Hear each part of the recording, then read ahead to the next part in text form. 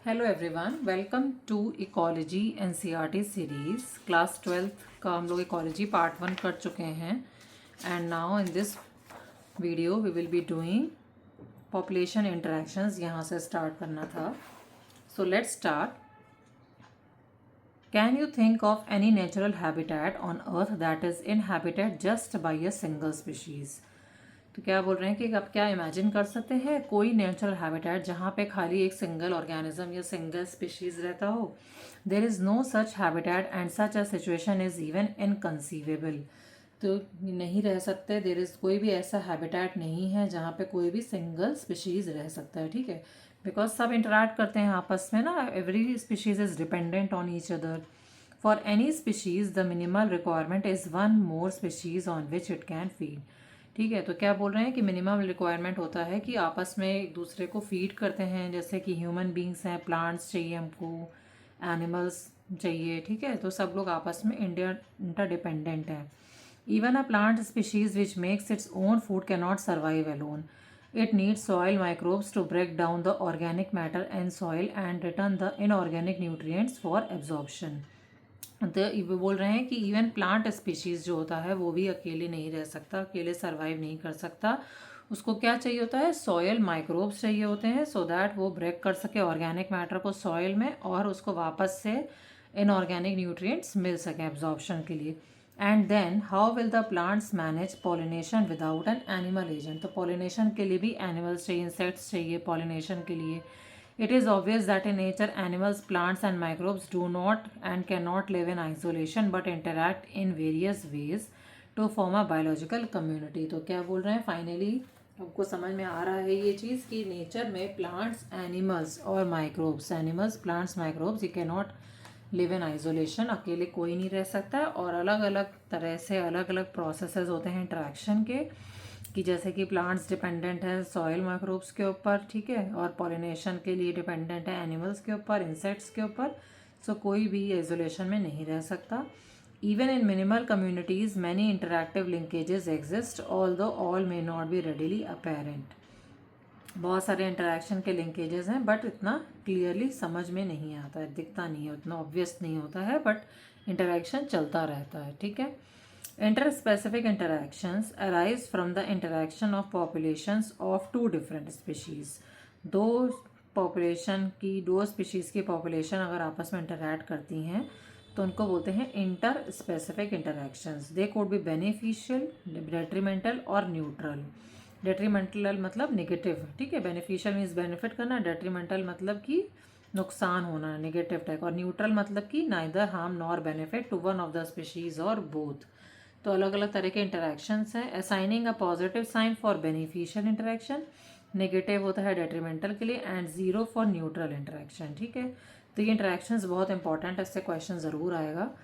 In outcomes of, और let us look at all the possible outcomes of interspecific interactions. तो ये table है, so let us see this table. 11.1 population interactions हैं, अलग अलग interactions हैं, and species A and species B दिया हुआ है। तो जहाँ पे पॉजिटिव होगा वो को बेनिफिट कर रहा है, ठीक है, उस ऑर्गेनिज्म को बेनिफिट हो रहा है। जहाँ पे नेगेटिव है वो उसको नेगेटिव इफेक्ट आ रहा है, एंड ज़ीरो है उसको न्यूट्रल इफेक्ट है, ठीक है। तो म्यूचुअलिज्म में क्या है, दोनों पॉजिटिव है। कंपटीशन में दोनों नेगेटिव हैं। प्रेडेशन में एक पॉजिटिव एक नेगेटिव। प्रेडेशन में क्या होता है, एक प्रेडेटर होता है और एक प्रे होता है, ठीक है। तो एक पॉजिटिव, प्रेडेटर को पॉजिटिव और प्रे को नेगेटिव इफेक्ट होएगा। पैरासिटिज्म में क्या होता है, एक पॉजिटिव एक नेगेटिव। पैरासाइट पॉजिटिव रहेगा, होस्ट होता है उसमें वो नेगेटिव रहेगा। कमेंसलिज्म में क्या होता है, एक पॉजिटिव एक को कोई इफेक्ट नहीं होता। एमेंसलिज्म क्या होता है, एक नेगेटिव और एक ज़ीरो। तो ये आपको इंटरेक्शंस ध्यान रखने हैं। Now we will study each in detail, ठीक है। Both the species benefit in mutualism and both lose in competition in their interactions with each other. हमने देखा म्यूचुअलिज्म में दोनों बेनिफिट करते हैं, A and B, and competition में दोनों नेगेटिव होते हैं, ठीक है। In both parasitism and predation only one species benefits, parasite and predator respectively. Parasite and predator में, पैरासिटिज्म में पैरासाइट बेनिफिट करता है और प्रेडेशन में प्रेडेटर बेनिफिट करता है। And the interaction is detrimental to the other species host and prey. Host and prey negative रहता है। The interactions where one species is benefited and the other is neither benefited nor harmed is called commensalism। Commensalism में क्या होता है कि एक को benefit होता है, दूसरे को कोई इफेक्ट नहीं, ना हार्म ना बेनिफिट, तो उसको कमेंसलिज्म बोलते हैं। In amensalism on the other hand one species is harmed whereas the other is unaffected. इसमें भी अनअफेक्टेड है वन, और ये बट एक में नेगेटिव है, अनअफेक्टेड ये वाला अनअफेक्टेड, ये वाला harmed. Predation, parasitism and commensalism share a common characteristic. The interacting species live closely together. So, predation, parasitism and commensalism याद रखना, आपको PPC याद कर लीजिए कि ये लोग क्लोजली रहते हैं आपस में, ध्यान रहेगा आपका। ये स्टेटमेंट बेस्ड क्वेश्चंस कुछ भी आ सकता है, ठीक है। तो now we will start with predation. What would happen to all the energy fixed by autotrophic organisms if the community has no animals to eat the plants? क्या बोल रहे हैं कि क्या होगा, और एनर्जी लेवल्स जो ट्रॉफिक लेवल्स में दूसरे लेवल तक मूव करती हैं, वन लेवल से दूसरे लेवल पे, उसमें क्या होगा अगर there will be no animals to eat the plants, अगर प्लांट्स को खाने के लिए एनिमल्स नहीं हो तो पूरा सब डिस्टर्ब हो जाएगा ना, ऑटोट्रॉफिक ऑर्गेनिजम्स को क्या होगा। You can think of predation as nature's way of transferring to higher trophic levels the energy fixed by plants. So ये predation, parasitism, ये सारे जो processes हैं वो एक तरह से एनर्जी लेवल्स को ट्रांसफ़र करते हैं हायर ट्रॉफिक लेवल में, ठीक है। तो प्रेडेशन को भी ऐसे कंसीडर करा जा सकता है। When we think of predator and prey, most probably it is a tiger and deer that readily come to our mind, ठीक है। जनरली हम लोग प्रेडेशन में एग्जांपल लेते हैं टाइगर एंड डियर का, क्योंकि टाइगर स्ट्रांग होता है और डियर नेगेटिव होता है। डियर एक तरह से प्रे होता है, टाइगर डियर को खा लेता है, तो टाइगर पॉजिटिव में हो जाएगा, प्रेडेशन में टाइगर हो जाएगा प्रेडेटर और प्रे हो जाएगा डियर, ठीक है। जनरली ये वाला एग्जाम्पल लेते हैं। बट दूसरा एग्जाम्पल क्या, but a sparrow eating any seed is no less than a predator. अगर स्पैरो भी अगर सीड खा रही है, ठीक है, स्पैरो भी अगर सीड खा रही है तो वो भी प्रे से कम नहीं है, सीड भी प्रे का काम है, ये नहीं कि खाली एनिमल्स में ही देखना है, ठीक है। Plants eating seed is also an example of predation. Although animals eating plants are categorized separately as herbivores, they are in a broad ecological context not very different from predators. अगर animals plants को खा रहे हैं तो वो भी एक तरह से प्रेडेशन का ही एग्जाम्पल है, ठीक है। तो ये चीज़ आपको थोड़ा समझना है। Now besides acting as conduits for energy transfer across trophic levels, predators play other important roles. Conduits मतलब होता है कि कुछ भी कोई पर्सन जो एनर्जी ट्रांसफ़र करे, ठीक है। तो प्रेडेटर्स के और भी रोल होते हैं एनर्जी ट्रांसफ़र के अलावा। दे की प्रे पॉपुलेशंस अंडर कंट्रोल, ठीक है। प्रे को खाएंगे नहीं अगर तो उनके बढ़ जाएगा, नंबर बढ़ जाएगा, तो वो कंट्रोल करता है उनके पॉपुलेशन को। But for predators pre species could achieve very high population densities and cause ecosystem instability. तो प्रे क्या कर सकते हैं, अगर प्रेडेटर नहीं खाएंगे प्रे को तो प्रे बढ़ जाएंगे, तो और इकोसिस्टम में इंस्टेबिलिटी आ जाएगी। When certain exotic species are introduced into a geographical area, they become invasive and start spreading fast because the invaded land does not have its natural predators. क्या बोल रहे हैं, कोई भी exotic species, बाहर से कोई भी species लाए हैं किसी भी geographical area में, तो वो इन्वेसिव हो जाती है और introduced into a geographical area, तो स्टार्ट स्प्रेडिंग फास्ट, वो धीरे धीरे बढ़ने लगती, ग्रो होने लगती है। और इन्वेडेड लैंड में, क्योंकि इन्वेडेड लैंड में क्या है कि कोई भी नेचुरल प्रेडेटर्स नहीं है, इसलिए बाहर से अगर कोई भी स्पीशीज़ लाएंगे तो वो जल्दी जल्दी बढ़ेगी। और इन्वेडेड लैंड में, क्योंकि इन्वेडेड लैंड जो होती है उसमें कोई भी नेचुरल प्रेडेटर नहीं है, ठीक है। द प्रिकली पेयर कैक्टस, इसका एग्जाम्पल देते हैं क्या है। Prickly pear cactus introduced into Australia in the early 1920s caused havoc by spreading rapidly into millions of hectares of range land. अब क्या हुआ, ऑस्ट्रेलिया में इंट्रोड्यूस किया उन्होंने प्रिकली पेयर कैक्टस 1920 में, तो वो अपना मिलियन में स्प्रेड हो गए, बहुत ज़्यादा ग्रो हो गए हेक्टेयर्स में। फिर क्या हुआ, इन्वेजिव कैक्टस लाना पड़ा उसको कंट्रोल करने के लिए बाहर से। was brought under control only after a cactus feeding predator, a moth from its natural habitat, was introduced into the country. क्या हुआ, इन्वेसिव कैक्टस को लाया गया कंट्रोल करने के लिए, जब कैक्टस फीडिंग मॉथ को लाया गया तब उसको प्रिकली पेयर कैक्टस को कंट्रोल करा गया, ठीक है। तो इस तरह से इन्वेसिव स्पीशीज़ को लाके जो पहले से ही है बहुत ज़्यादा ग्रो गया उसको कंट्रोल किया गया, ठीक है। Biological control methods adopted in agricultural pest control are based on the ability of the predator to regulate prey population. तो बहुत सारे biological control methods यूज़ किए जाते हैं, ठीक है। तो कंट्रोल करने के लिए प्रे पॉपुलेशन को, प्रेडेटर्स का और क्या काम होता है, also help in maintaining species diversity in a community by reducing the intensity of competition among competing pre species. ये क्या करते हैं, स्पीशीज़ डाइवर्सिटी को भी मेंटेन करते हैं, कंपटीशन नहीं होएगा प्रे स्पीशीज़ में आपस में, तो स्पीशीज़ डाइवर्सिटी मेंटेन रहेगी। इसका एग्जांपल क्या है, in the rocky intertidal communities of the American Pacific coast the starfish Pisaster is an important predator.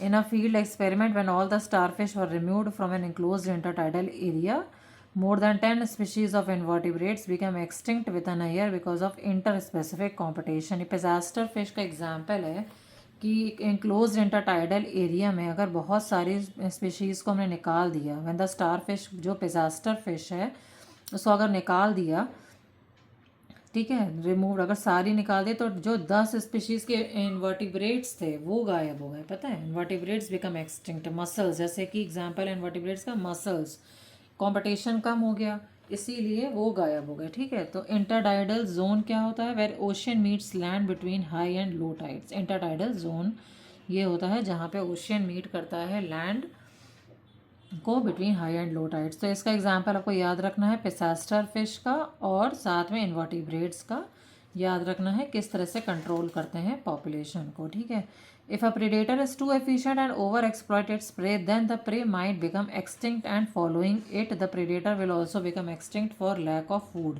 क्या बोल रहे हैं, अगर प्रेडेटर बहुत ज़्यादा डोमिनेटिंग हो जाए और बहुत ज़्यादा जल्दी जल्दी खाने लग जाए प्रे को, तो प्रे का पॉपुलेशन कम हो जाएगा ना, तो साथ साथ में प्रेडेटर भी ख़त्म हो जाएगा, उसको खाना ही नहीं मिलेगा। अगर बहुत ज़्यादा ओवर एक्सप्लॉइट करने लगेगा प्रे को, तो क्या होगा कि उसको खाना ही नहीं मिलेगा, तो प्रेडेटर भी सब खत्म होने लगेंगे। This is the reason why predators in nature are prudent, मतलब बहुत स्मार्ट हैं, सेंसिबल हैं। वो लोग क्या करते हैं कि आराम से टाइमली, मतलब थोड़ा थोड़ा करके प्रे को ख़त्म करते हैं ताकि वो भूखे ना रह जाएं। ठीक है, तो वो बहुत प्रूडेंट मीन्स स्मार्ट, सेंसिबल। ठीक है, सेंसिबल होता है प्रूडेंट का मतलब। Prey species have evolve various defences to lessen the impact of predation. बहुत सारे प्रे स्पीशीज़ भी कुछ तो अपने आप को प्रोटेक्ट करेंगे ना, ये थोड़ी ना कि खाने दे देंगे प्रेडेटर आए, तो कुछ उन लोग का अपना डिफेंस मैकेनिज्म्स रहता है। जैसे कि some species of insects and frogs are cryptically coloured camouflaged to avoid being detected easily by the predator. तो वो अपने आप को कैमोफ्लेज कर लेते हैं, इंसेक्ट्स एंड फ्रॉग्स के कुछ स्पीशीज़ होते हैं अपने आप को कलर कर लेते हैं ऐसा, ताकि वो प्रेडेटर उनको पहचान नहीं पाए। सम और poisonous and therefore avoided by the predators. कुछ पॉइजनस होते हैं तो वो लोग डिफ़िकल्ट हो जाएगा प्रेडेटर के लिए खाना। द मोनार्क बटरफ्लाइज का एग्जाम्पल है, is highly distasteful to its predator because of a special chemical present in its body. Monarch butterfly भी बहुत मतलब टेस्ट नहीं है, क्योंकि उसके पास एक केमिकल होता है तो उसको पसंद नहीं आता है किसी भी प्रेडेटर को उसका टेस्ट। ठीक है, तो interestingly the butterfly acquires this chemical during its caterpillar stage by feeding on a poisonous weed. Monarch butterfly क्या करती है, पॉइजनस वीड को खा लेती है, एक पॉइजनस वीड को खा लेती है अपनी कैटरपिलर स्टेज में, तो उसकी वजह से उसको उसकी बॉडी में केमिकल रहता है जो कि डिस्टेस्टफुल होता है, तो वो प्रेडेटर जो है, बर्ड्स जो होती हैं उसको खाती नहीं है, क्योंकि उसका जो टेस्ट होता है वो अच्छा नहीं होता, इस केमिकल की वजह से पॉइजनस होता है। ठीक है, तो ये आपको एग्जांपल्स याद रखने हैं, क्या क्या, पिसास्टर फिश का याद रखना है एग्जांपल, एक्सटिंक्ट हो गए invertebrates became an year interspecific competition की वजह से, और ये वाला एग्जांपल याद रखना है, कैमोफ्लेज कर लेते हैं इंसेक्ट्स एंड फ्रॉग्स, और मोनार्क बटरफ्लाई भी डिस्टेस्टफुल होती है अपने प्रेडेटर के लिए, ये याद रखना है। For plants herbivores are the predators. Nearly 25% of all insects are known to be phytophagous, feeding on plant sap and other parts of plants। मतलब plants के लिए herbivores predators हैं। ठीक है, 25% ऑफ इंसेक्ट्स क्या बोलते हैं उनको, फाइटोफेगस बोलते हैं, क्योंकि इंसेक्ट्स क्या खाते हैं, प्लांट सैप खाते हैं and other parts of the plant, तो उनको फाइटोफेगस बोला जाता है। ठीक है, फिर the problem is particularly severe for plants because unlike animals they can not run away from their predators. अब प्लांट्स के लिए तो बहुत डिफिकल्ट है कि उनके पास अगर कोई एनिमल खाने आए हर्बीवोर, तो वो तो भाग नहीं सकते ना अपनी जगह से, तो इनके लिए डिसएडवांटेज होता है। तो क्या करते हैं वो लोग, they have evolved an astonishing variety of morphological and chemical defences against herbivores. अपने को प्रोटेक्ट करने के लिए मॉर्फोलॉजिकल और केमिकल डिफेंसेस करते हैं, देते हैं। क्या करते हैं, मॉर्फोलॉजिकल में क्या आता है, thorns, acacia, cactus are the most common morphological means of defence. Morphological means of defence है कि कैक्टस आएगा उसमें थॉर्न्स होंगे तो हर्बीवोर्स उसको नहीं खाएंगे। ठीक है। और केमिकल में क्या है, many plants produce and store chemicals that make the herbivore sick when they are eaten. तो ऐसे केमिकल्स बनाएंगे कि उनकी तबीयत ख़राब हो जाए, सिक हो जाए हर्बीवोर जब खाएं। इनहिबिट फीडिंग और डाइजेशन और डिसरप्ट इट्स रिप्रोडक्शन और इवन किल इट। तो ऐसे केमिकल्स बनाते हैं कि उनकी तबीयत ख़राब हो जाए, सिक हो जाए, या वो खाएं नहीं, इनहिबिट फीडिंग और डाइजेशन इश्यूज़ हो जाए, उनको रिप्रोडक्शन इश्यूज़ हो जाए, या उनकी इवन डेथ भी हो जाए हर्बीवोर्स की। तो प्लांट्स ऐसे केमिकल्स बनाते हैं, ठीक है। You must have seen the weed Calotropis growing in abandoned fields. The plant produces highly poisonous cardioglycosides, and that is why you never see any cattle or goats browsing on this plant. तो आपको याद रखना इसका example, defence mechanism में एक plant है weed Calotropis, वो बनाती है कार्डियग्लाइकोसाइड्स।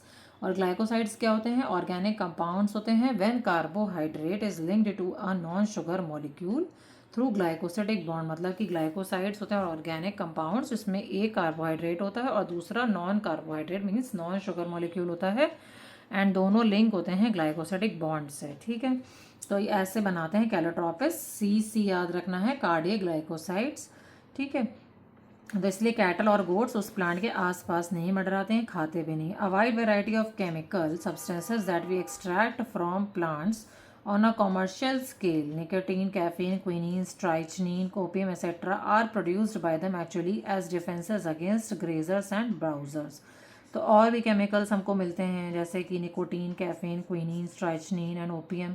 ये सारी चीज़ें भी एक तरह से डिफेंस का ही काम करती हैं, are actually as defences against grazers and browsers. तो वो लोग जो भी ग्रेज करते हैं कैटल्स, वो लोग उनसे दूर रहते हैं, जो भी प्लांट्स ये सारे केमिकल्स बनाते हैं, ठीक है।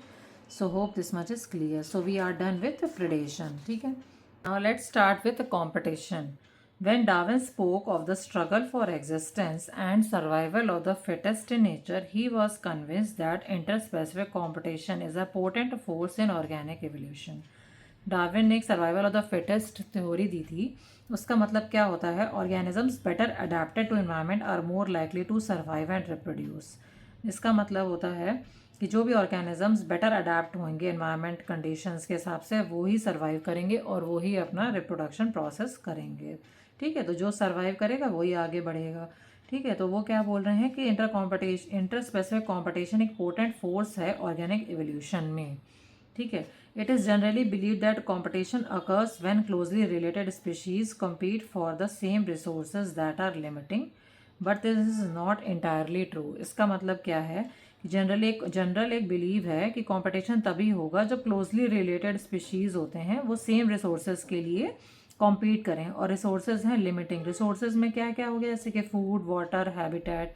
तो मतलब लिमिटिंग रिसोर्सेज के जब होंगे तभी क्लोजली रिलेटेड स्पीशीज़ कॉम्पीट करेंगे, बट ऐसा है नहीं ट्रू पूरा कि firstly totally unrelated species could also compete for the same resource. मतलब कि टोटली जो अनरिलेटेड स्पीशीज़ हैं वो भी कम्पीट कर सकते हैं एक ही रिसोर्स के लिए। For instance in some shallow South American lakes visiting flamingos and resident fishes compete for their common food the zooplankton in the lake. तो इसका एग्जाम्पल क्या है कॉम्पिटिशन का, फ्लैमिंगोज एंड रेसिडेंट फिशेस दोनों ही एक ही common food के लिए जू प्लैंक्टन के लिए कॉम्पीट करती हैं लेक में, ठीक है। तो ये आपको ध्यान रखना है इसका एग्जाम्पल फ्लैमिंगोज और फिशेस का, फ्लैमिंगोज एंड फिशेस, ये इसका एग्जाम्पल है। फ्लैमिंगोज एंड फिशेस किसका एग्जाम्पल है, कॉम्पिटिशन का, ठीक है। Secondly, resources need not be limiting for competition to occur. In interference competition, the feeding efficiency of one species might be reduced due to the interfering and inhibitory presence of the other species.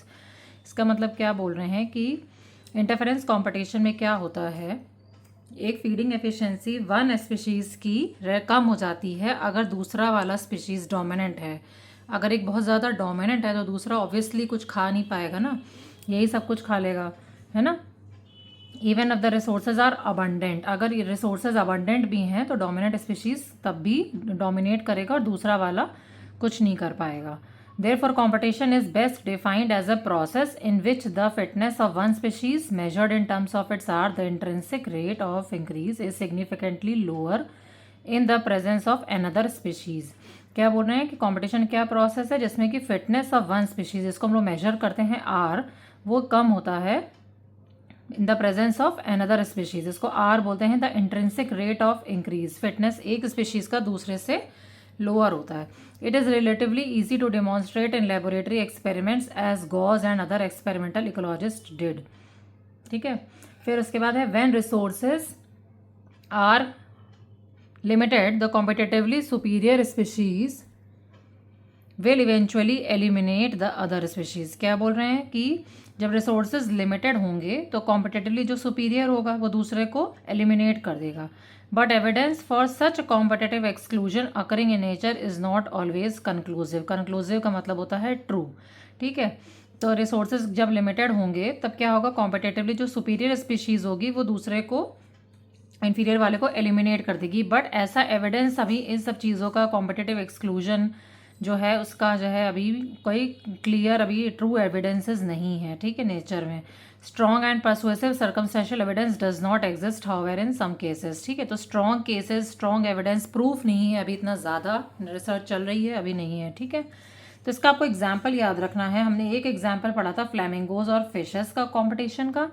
दूसरा example क्या है, Abingdon tortoise and Galapagos islands became extinct with in a decade after goats were introduced on the island. ठीक है, क्या बोल रहे हैं कि जो टॉर्टॉइज था गैलापागोस आइलैंड में वो एक्सटिंक्ट हो गया एक डिकेड के बाद, 10 ईयर्स के बाद, जब गोट्स को इंट्रोड्यूस किया गया था आइलैंड में, apparently due to the greater browsing efficiency of the goats. Obvious सी बात है, गोट्स तो ज़्यादा सुपीरियर टाइप के एनिमल्स हैं टॉर्टॉइज के कंपैरिजन में। तो टॉर्टॉइज की गैलापागोस आइलैंड्स में एक्सटिंक्ट हो गए थे 10 साल बाद जब गोट्स को वहाँ पे इंट्रोड्यूस किया गया। ठीक है, another evidence for the occurrence of competition in nature comes from what is called as competitive release. Competitive release भी आपको ध्यान रखना है क्या होता है।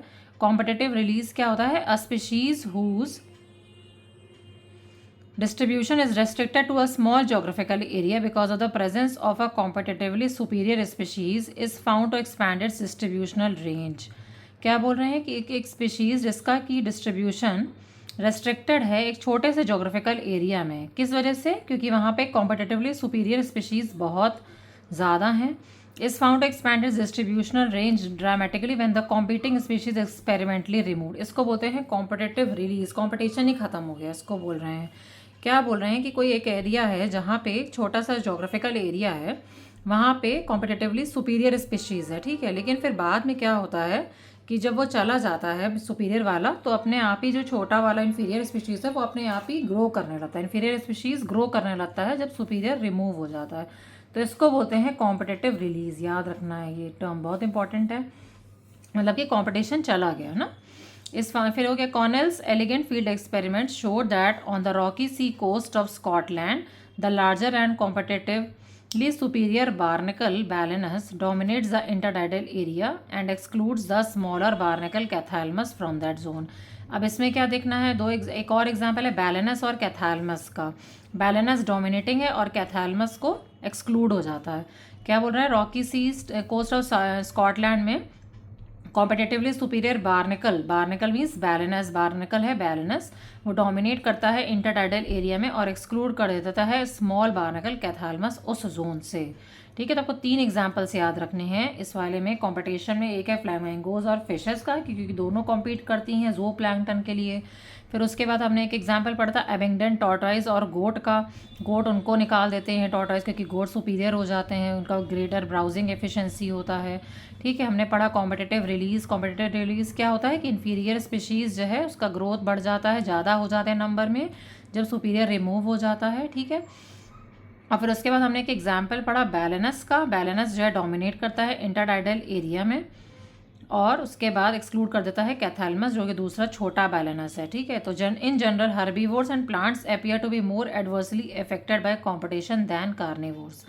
क्या बोल रहे हैं कि हर्बीवोर्स और प्लांट्स ज़्यादा अफेक्टेड क्यों होते हैं कॉम्पिटिशन से कार्निवोर्स से, क्योंकि हर्बीवोर्स सिर्फ प्लांट्स खाते हैं, उनके पास ज़्यादा वैरायटी ऑफ फूड नहीं होता है, उनके पास रेस्ट्रिक्टेड खाना रहता है ना। और कार्निवोर्स तो उनके पास ऑप्शंस रहते हैं बहुत ज़्यादा खाने के लिए, इसलिए इनको ज़्यादा इफेक्ट होता है कॉम्पिटिशन से, हार्बीवोर्स और प्लांट्स को। ठीक है, अब नया हम लोग एक प्रिंसिपल पढ़ते हैं, ये भी बहुत इंपॉर्टेंट है, इससे क्वेश्चन आता है। Gauss's competitive exclusion principal states that two closely related species competing for the same resources cannot coexist indefinitely and the competitively inferior one will be eliminated eventually. क्या बोल रहे हैं कि दो क्लोजली रिलेटेड स्पीशीज़ हैं, अगर एक ही रिसोर्स के लिए compete कर रहे हैं तो साथ में वो लोग नहीं रह सकते हैं, ये बोल रहे हैं, सिंपल लॉजिक, ठीक है। और कॉम्पिटेटिवली इन्फीरियर, जो इन्फीरियर वाला है वो अपने आप ही एलिमिनेट हो जाएगा।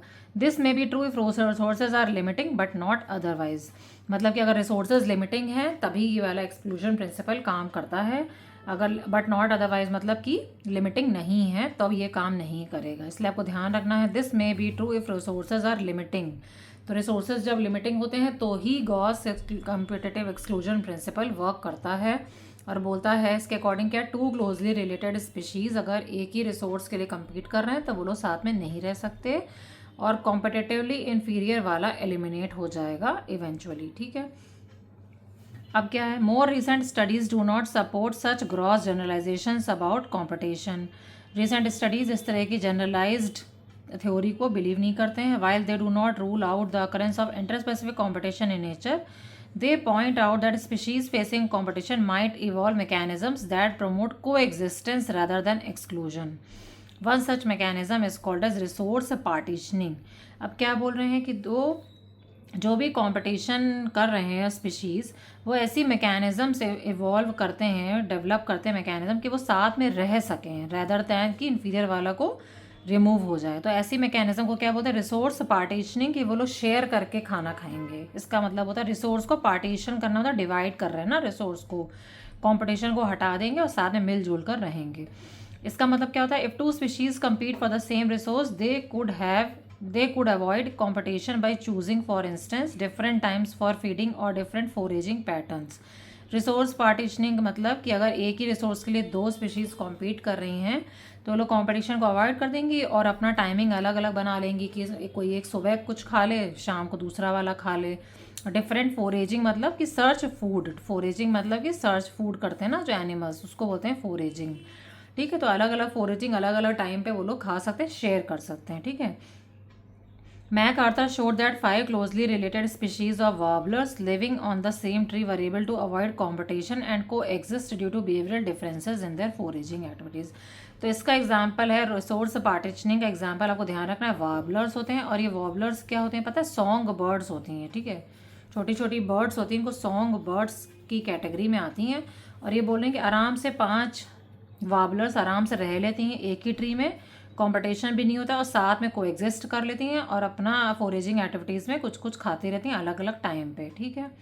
सो with this we are done with competition. इसमें आपको ध्यान रखना है एग्जांपल्स फ्लेमिंगोज एंड फिशेस का, Abingdon tortoise and Galapagos island और गोट्स का कॉम्पिटिटिव रिलीज ध्यान रखना है, रॉकी सी में बैलेनस और कैथैलमस का एग्जाम्पल ध्यान रखना है, गॉस कॉम्पिटिटिव एक्सक्लूजन प्रिंसिपल याद रखना है बहुत ध्यान से, और इसका एक एग्जाम्पल याद रखना है वॉबलर्स रिसोर्स पार्टीशनिंग का, ठीक है। Now let's start with parasitism.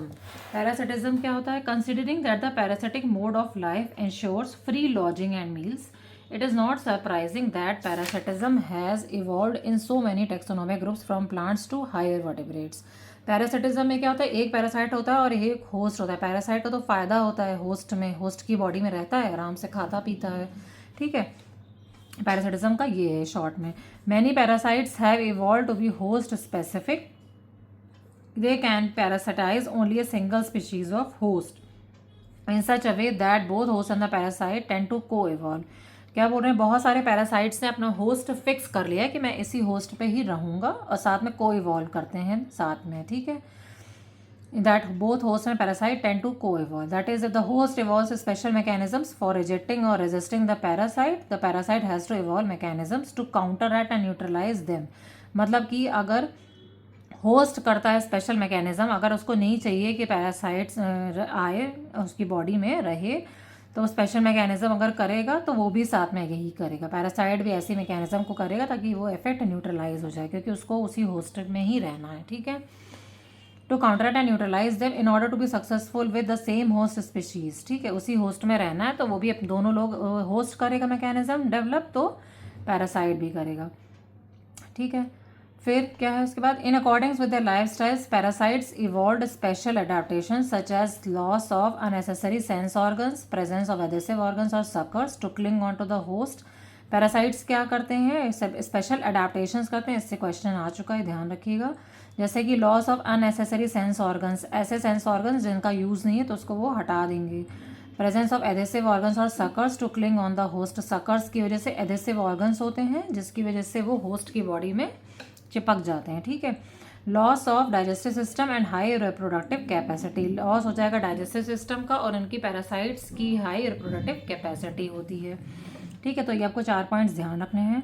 The life cycles of parasites are often complex involving 1 और 2 इंटरमीडिएट होस्ट्स, इनकी कॉम्प्लेक्स होती है लाइफ साइकिल पैरासाइट्स की और इनके एक या दो इंटरमीडिएट होस्ट होते हैं और vectors to facilitate parasitization of its primary host, जैसे कि प्लाज्मोडियम का एग्जांपल ले सकते हैं।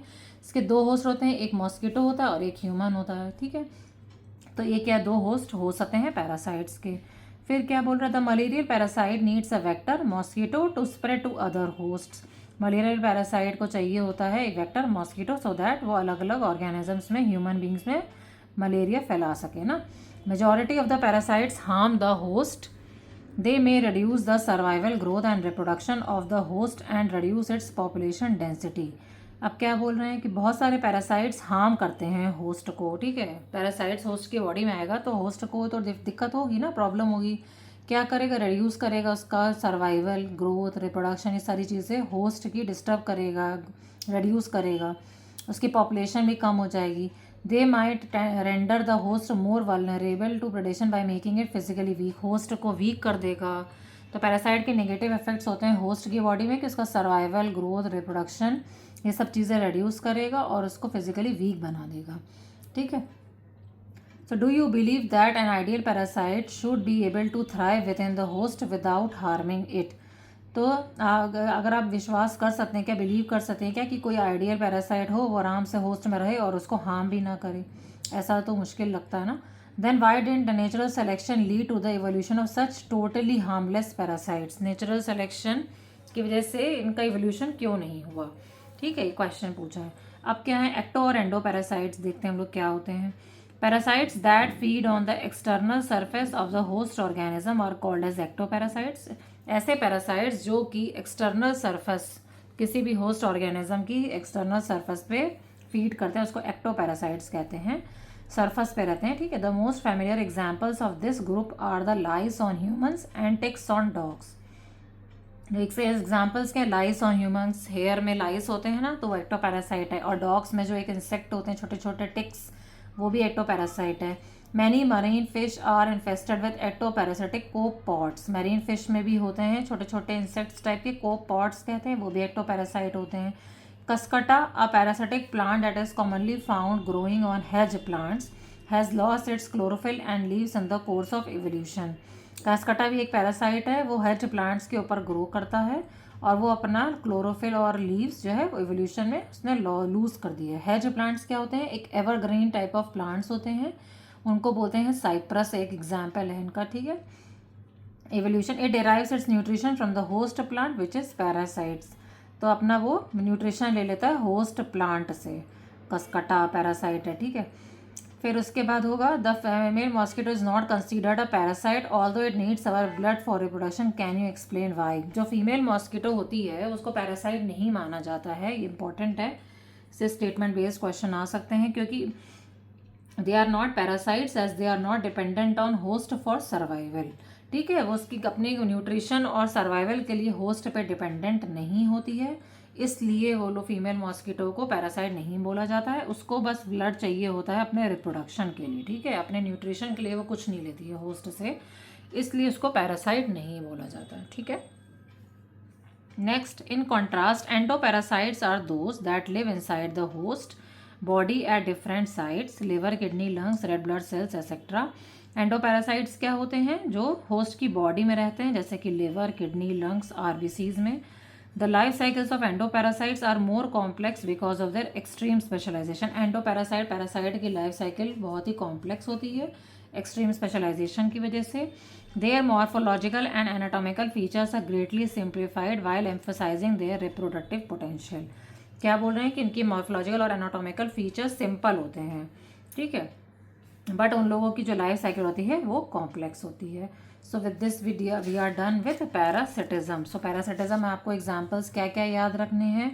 सबसे पहले तो लीवर फ्लूक का याद रखना है। Depends on two intermediate hosts, a snail and a fish to complete its life cycle, ये ध्यान रखना है, ठीक है। द ह्यूमन लिवर फ्लूक एक ट्रेमेटोड पैरासाइट है जो कि डिपेंड करता है on two intermediate host, a snail and a fish, ठीक है, to complete its life cycle. और हम लोग को पता है कि मॉस्कीटो भी प्लाज्मोडियम के 2 वेक्टर होते हैं, मॉस्कीटो और ह्यूमन, ठीक है। फिर उसके बाद हमको क्या पता चला कि पैरासाइट्स एक्टो और एंडो पैरासाइट के एग्जांपल, या एक्टो पैरासाइट में क्या, lice on humans, ticks on dogs, Cuscuta, copepods होते हैं मरीन फिश में, ये सारे एक्टो होते हैं क्योंकि सरफेस पे होते हैं। और फीमेल मॉस्कीटो नहीं होता है कोई भी parasite, because they are not dependent on host for survival, ठीक है। एंडो पैरासाइट कहाँ पे प्रेजेंट होता है, लिवर, किडनी, लंग्स, आरबीसीज में। इनकी लाइफ साइकिल ज़्यादा कॉम्प्लेक्स होती है but morphological and anatomical features simple होते हैं, ठीक है। Now coming to brood parasitism. Brood parasitism बहुत इंपॉर्टेंट है, इससे क्वेश्चन आ चुके हैं काफ़ी बार। In birds is a fascinating example of parasitism in which the parasitic bird lay its eggs in the nest of its host and let the host incubate them. देखते हैं, पहले बता देती हूँ क्या कोयल है, ठीक है, वो क्या है, पैरासाइट है। यहाँ पे मैंने क्रो लिख दिया है, ये है पैरासाइट, ठीक है, और ये है क्रो है होस्ट, ठीक है। कोयल है पैरासाइट, क्रो है होस्ट, ठीक है। तो क्या करती है जो पैरासाइटिक बर्ड है, जो कोयल है, वो अपनी क्रो का एक नेस्ट है मान लीजिए, ठीक है, एक नेस्ट है, यहाँ पे क्रो के भी एग्स हैं मान लीजिए, ठीक है। तो ये अपने कोयल भी होस्ट के नेस्ट में अपने एग्स रख देती है, ठीक है। तो दोनों के यहाँ पे हो गए क्रो के एग्स और यहाँ पे हो गए, साथ में हो गए कोयल के भी, तो यहाँ पे रख देती है कि वो आराम से ग्रो हो जाएंगे। तो दोनों देखने में सिमिलर लगने लगते हैं थोड़े दिन बाद। तो क्रो सोचता है कि ये मेरे एक्स हैं तो इनको बहुत नरिश करता है, बहुत प्रोटेक्ट करता है, बट होता नहीं है ऐसा। तो उसके साथ एक तरह से फ्रॉड हो जाता है, समझ लीजिए धोखा हो जाता है। तो पढ़ते हैं, parasitic bird lay its eggs in the nest of its host and let's the host incubate them, मतलब ये वो ध्यान रखते हैं, ठीक है। During the course of evolution, the eggs of the parasitic bird have evolved to resemble the host egg in size and color to reduce the chances of the host bird detecting the foreign eggs and ejecting them from the nest. Crow समझ ही नहीं पाता, evolution होता है थोड़े दिन बाद तो दोनों सेम लगने लग सकते हैं, क्रो के एग्स और कोयल के एग्स सेम लगने लगते हैं। तो क्रो को लगता है कि उसी के एग्स हैं, तो उनको नरिश करता आराम से और हटाता नहीं है अपने नेस्ट से। Try to follow the movements of the cuckoo, coil and the crow in your neighborhood park during the breeding season, spring to summer, and watch brood parasitism in action. ये आपके लिए एक्टिविटी दे दी इन लोगों ने करने के लिए, तो आपको ध्यान रखना है। Koel and crow are example of brood parasitism. Koel is the parasite and crow is the host, ठीक है। Now we will start with commensalism. This is the interaction in which one species benefits and the other is neither harmed nor benefited. सबसे पहले बात आपको ये समझना है क्या होता है, एक स्पीशी को बेनिफिट मिल रहा है और दूसरे को कोई इफेक्ट नहीं हो रहा, कुछ फ़र्क नहीं पड़ रहा है, ना हार्म हो रहा है ना बेनिफिट हो रहा है, ठीक है। इसको बोलते हैं कमेंसलिज्म। इसके 4 एग्जांपल्स हैं, बहुत इंपॉर्टेंट हैं, आपको सारे याद रखने हैं, एनसीईआरटी में जो दिए हैं, ठीक है। 2-4 हम लोग करते हैं। An orchid growing as an epiphyte on a mango branch and barnacles growing on the back of a whale benefit while neither the mango tree nor the whale derives any apparent benefit। 2 example दिए हैं। Orchid grow करता है mango की tree में, orchid जो होता है वो ग्रो करता है एपीफाइट में, मैंगो की ब्रांच में, और जो बार्निकल्स होते हैं वो आराम से ग्रो हो जाते हैं वेल में, ठीक है, उनको जगह मिल जाती है। बैक ऑफ ए वेल दोनों को बेनिफिट होता है, किसको किसको बेनिफिट हो रहा है, ऑर्किड को बेनिफिट हो रहा है, बार्निकल को बेनिफिट हो रहा है, और मैंगो और वेल को कुछ फर्क नहीं पड़ रहा है, ठीक है, ना बेनिफिट हो रहा है ना हार्म हो रहा है, ये इंपॉर्टेंट है, ठीक है। while neither the mango tree nor the whale derives any apparent benefit। फिर क्या थर्ड एग्जाम्पल क्या है, the cattle, egret and grazing cattle in close association, a sight you are most likely to catch if you live in farmed rural areas, is a classic example of commensalism. तो cattle, egret, commensalism से सी तो याद ही रखिए, cattle, egret, सी, ठीक है। तो cattle, egret और ग्रेजिंग कैटल क्लोज एसोसिएशन में कि likely to catch if you live in farm rural areas में आप देखेंगे कि ये भी एक एग्जाम्पल होता है। The egrets always forage close to where the cattle are grazing because the cattle as they move stir up and flush out insects from the vegetation. मतलब कि ग्रेजिंग कैटल जो होते हैं वो लोग जब खाते हैं ना, वहाँ पे फार्म में खाते हैं वो उसमें जो इंसेक्ट्स होते हैं वो खाते खाते गिराते हैं ना मुंह से कैटल्स, तो वो जो इंसेक्ट्स होते हैं वो ईग्रेट खा लेता है, क्योंकि वो तो छोटा होता है तो वो ले ही नहीं सकता, तो कैटल्स के आसपास घूमते रहते हैं कैटल ईग्रेट्स, ठीक है, सो दैट उनको इंसेक्ट्स मिल जाए वहाँ से, ठीक है। Insects from the vegetation and otherwise might be difficult for the egrets to find and catch. Egrets ढूंढ नहीं पाते इंसेक्ट्स, तो ग्रेजिंग कैटल के आसपास घूमते हैं कि जब वो वेजिटेशन खाएंगे तो उनके मुंह से गिरेंगे छोटे छोटे इंसेक्ट्स, तो वो खा लेंगे, ठीक है। An example of commensalism is the interaction between sea anemone that has stinging tentacles and the clown fish that lives among them. एक और एग्जाम्पल दिया सी एनीमोन का और क्लाउन फिश का, ठीक है। इस द इंटरेक्शन सी एनीमोन, उसके सी एनीमोन के क्या पास होता है, टेंटेकल्स होते हैं, टेंटेकल्स प्रेजेंट होते हैं सी एनीमोन में, ठीक है। Is the interaction between sea anemone that has stinging tentacles and the clown fish that lives among them. The fish gets protection from predators which stay away from the stinging tentacles. The anemone does not appear to derive any benefit by hosting the clownfish. तो ये अपने आप को clown fish को, जो anemone है उसको कोई बेनिफिट नहीं होता है क्लाउन फिश से by hosting the clown fish, ठीक है। तो क्लाउन फिश को वो अपने टेंटेकल्स के बीच में रख लेता है, तो सी एनीमोन को उससे कुछ फ़र्क नहीं पड़ता, ना बेनिफिट होता है ना कोई नुकसान होता है। क्लाउन फिश उनके टेंटेकल्स के बीच में रहते हैं, ठीक है। तो ये 4 एग्जाम्पल्स हैं, हमने क्या पढ़े कमेंसलिज्म के। ऑर्किड, मैंगो, बार्निकल्स का वेल के ऊपर रहते हैं। कैटल एग्रेट को फ़ायदा होता है, ग्रेजिंग कैटल को कुछ फ़र्क नहीं पड़ता, और यहाँ पे क्लाउन फिश को फ़ायदा होता है, सी एनीमोन से कुछ फ़र्क नहीं पड़ता। तो आपको CCO भी याद रखना है, क्लाउन फिश, कैटल एग्रेट, बार्निकल्स और ये ऑर्किड्स। तो CCO भी आप याद रखेंगे, कमेंसलिज्म के एग्जाम्पल्स हैं, इनको फ़ायदा हो रहा है। C is clown fish, C is cattle एग्रेट, O is orchid, B is barnacles, ठीक है। तो आपको ध्यान रखना है, C तो एकदम भूलना ही नहीं है, क्लाउन फिश और कैटल एग्रेट, ऑर्किड और बार्निकल्स, तो ये आपको ध्यान रखना है, कमेंसलिज्म के एग्जाम्पल्स हैं, ठीक है। Now we will start with mutualism. This interaction confers benefits on both the interacting species. Lichens represent an intimate mutualistic relationship between a fungus and a photosynthesizing algae और cyanobacteria। म्यूचुअलिज्म क्या होता है कि जिसमें दोनों लोग को बेनिफिट हो रहा है, दोनों स्पीशीज़ को ना। तो लाइकेंस इसका एग्जाम्पल है और एक है माइकोराइज है। तो आपको इसके पहली बात तो एग्जाम्पल्स लर्न कर लीजिए। M से म्यूचुअलिज्म माइकोराइज है, और L भी याद रखना है लाइकेंस। लाइकेंस में क्या होता है, Their close association, lichens represent an intimate mutualistic relationship between a fungus और एक photosynthesizing algae या cyanobacteria भी हो सकता है यहाँ पे, ठीक है। फंगस और algae या cyanobacteria का एसोसिएशन होता है lichens, ठीक है।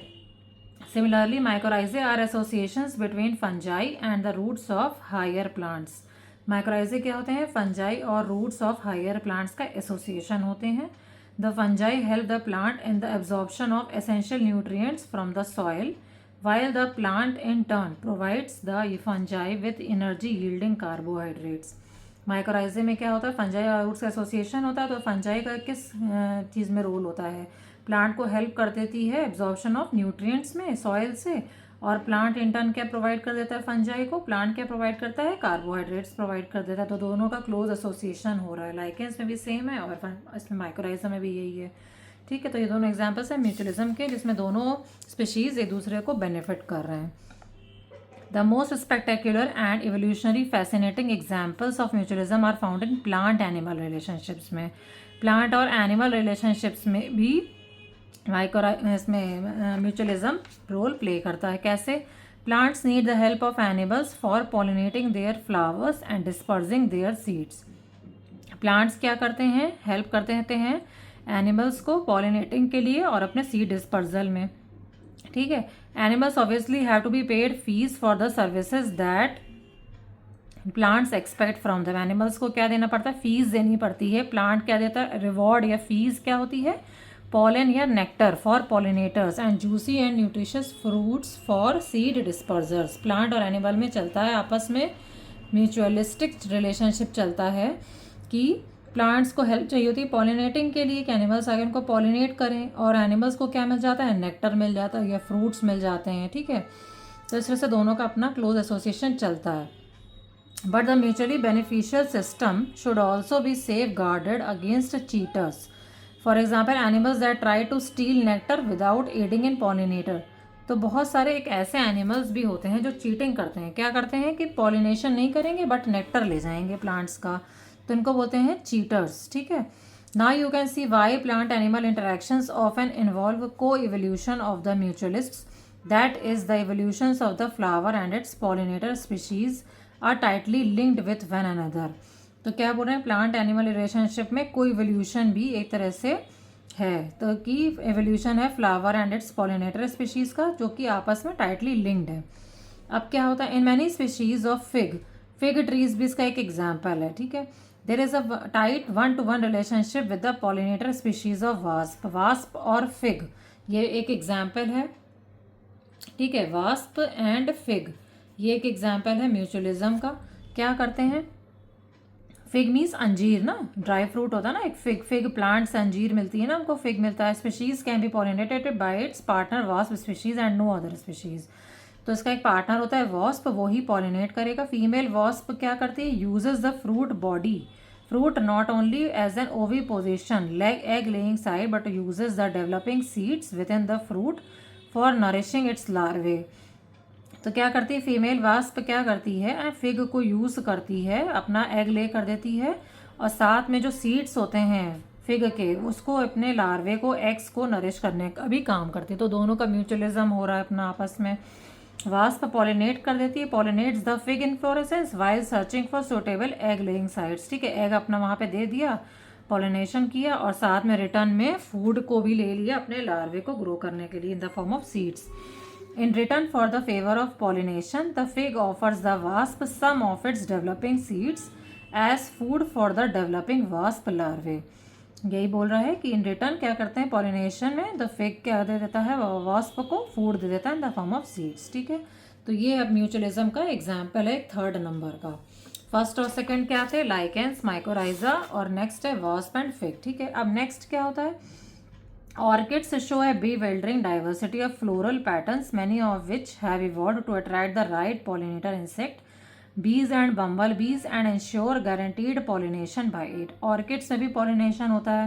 ये तो बहुत ही ब्यूटीफुल फ्लावर्स होते हैं ऑर्किड्स के, आपने देखे ही होंगे, एकदम bright coloured, pink, red, purplish floral patterns होते हैं बहुत अच्छे, ताकि उनको पॉलिनेटर इंसेक्ट्स भी अट्रैक्ट करें, बीज एंड बम्बल बीज, और पॉलिनेशन हो जाए। तो लेकिन बट सारे ऑर्किड्स ऐसे रिवॉर्ड नहीं करते हैं, कुछ कुछ क्या करते हैं, चालाक टाइप के होते हैं। क्या करते हैं, मेडिटेरियन ऑर्किड है, एक ऑफ्रिस प्लांट है मेडिटेरियन ऑर्किड, ठीक है। वो क्या करता है, employ sexual deceit to get pollination done by a species of bee. क्या करता है कि ये एक तरह से चीटिंग करता है ये वाला प्लांट। क्या करता है, one petal of its flowers bears an uncanny resemblance to the female of the bee in size, colour and markings. तो क्या करता है, ऑफ्रिस प्लांट जो है वो एक ऑर्किड प्लांट है, उसकी एक पेटल फीमेल बी की तरह रिजेंबल करती है, ठीक है, साइज, शेप और कलर में और डिज़ाइन में। तो इसकी जो पेटल है वो फीमेल बी की तरह रिजेंबल करेगी, तो मेल बी तो अट्रैक्ट हो जाएगा ना, कि जाके कॉपुलेट कर ले जाके, ठीक है, अट्रैक्ट हो जाएगा। तो एक तरह से स्यूडो कॉपुलेशन हो जाता है और फिर पॉलिनेशन हो जाता है, ठीक है। तो इसलिए सेक्सुअल डिसीट बोलते हैं कि उसको अट्रैक्ट कर लिया, बट वो है तो नहीं, फीमेल भी है तो पेटल ही, बट मेल बी को लगता है कि वो फीमेल भी है, ठीक है। तो वही है, one petal of its flowers bears an uncanny resemblance to the female of its bee in size, colour and markings. The male bee is attracted to what it perceives as a female. Pseudocopulates with the flower and during that process is dusted with pollen from the flower. तो इस वजह से pollination हो जाता है, pseudocopulation हो जाता है और pollination भी हो जाता है, ठीक है। फ्लावर से pollen, when the same bee pseudocopulates with another flower, जब सेम बी जाएगी दूसरे फ्लावर के पास, सेम प्रोसेस फिर से होगा, तो क्या होगा, transfer pollen to it and thus pollinates the flower. यहाँ से वहाँ ट्रांसफर होते रहेंगे पॉलन ग्रेन्स, ठीक है। Sorry, here you can see how coevolution operates. इस तरह से कोएवोल्यूशन होता रहता है। तो इसको बोलते हैं सेक्सुअल डिसीट, जहाँ पे एक पेटल फीमेल बी की तरह रिजेंबल करती है, मेल बी सूडो कॉपुलेट करता है, ठीक है, और इसी वजह से पॉलिनेशन हो जाता है। फिर जब ये फिर से ही प्रोसेस करेगा, ये वाला मेल भी दूसरे फ्लावर के पास जाएगा, तो पॉलन ग्रेन्स ट्रांसफर हो जाएंगे और पॉलिनेशन होता रहेगा। अब यहाँ पे कोएवोल्यूशन कैसे होता है, इफ द फीमेल बीज colour pattern change even slightly for any reason during evolution, कभी भी अगर फीमेल बी का कलर पैटर्न चेंज हुआ, स्लाइटली भी हुआ, तो क्या होगा, pollination success will be reduced unless the orchid flower को evolves to maintain the resemblance of its petal to the female bee. क्या होगा अगर फीमेल बी ने कभी भी अपना कलर पैटर्न चेंज किया तो अब अपने इसको भी पेटल को भी चेंज करेगा ये साथ में, ताकि वरना पॉलिनेशन कर वो कम हो जाएगा ना, पॉलिनेशन कम होगा अगर फीमेल बी ने कभी भी अपने आप को चेंज किया लुक में या पैटर्न्स में, कलर में, तो पेटल भी ऐसे ही करेगा सेम। दोनों लोग को इवॉल्व करेंगे तभी जो है पॉलिनेशन होता रहेगा, ठीक है। पॉलिनेशन वरना रिड्यूस हो जाएगा अगर वो नहीं को इवॉल्व किया। Orchid flower coevolves to maintain the resemblance of its petal to the female bee, ठीक है। तो ये है म्यूचुअलिज्म। So this with this we are done with this chapter. Hope you have understood. Kindly comment you like it और not, समझ में आया आपको, कैसा लगा चैप्टर, ठीक है। See you in the next video. Please like and subscribe to my channel NEET biology zone. Thank you so much guys, have a great day.